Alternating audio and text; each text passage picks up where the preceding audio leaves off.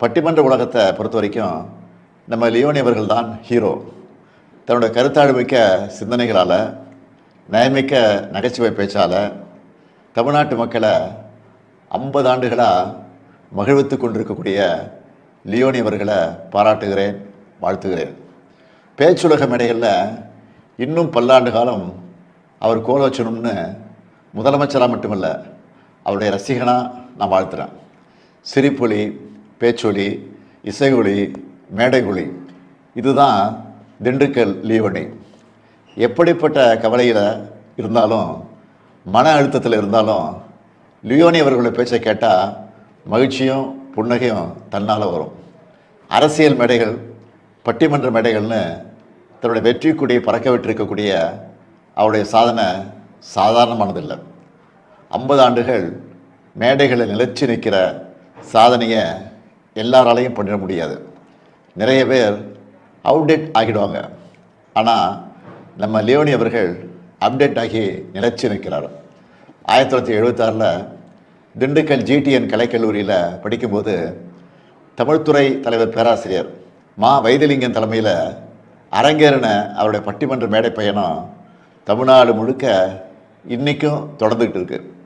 நகைச்சுவை மட்டுமல்ல, பாட்டு, பல குரல்னு மேடையே கலக்குவார்.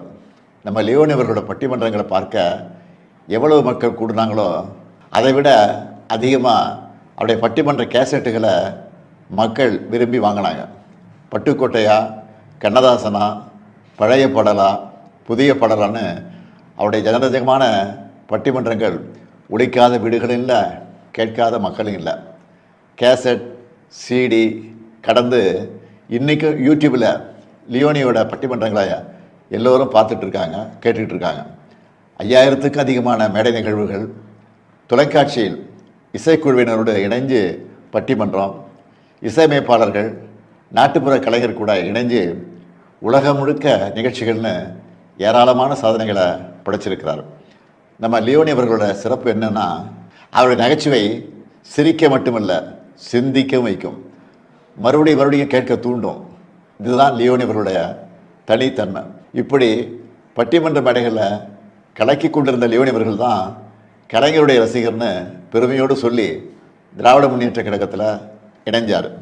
இணைஞ்சதும் கலைஞர் தொலைக்காட்சியில் நல்லா பேசுங்க, நல்லதையே பேசுங்க என்ற பேச்சரங்க நிகழ்ச்சியை 300 வாரங்கள் நடத்தினார். 100 வாரங்கள் பேச்சு திருவிழாவை நடத்தினார். இப்படிப்பட்ட நிகழ்ச்சிகள் மூலம் 100க்கும் மேற்பட்ட பேச்சாளர்களை உருவாக்கினார். மக்களுக்கு அடையாளம் காட்டினார்.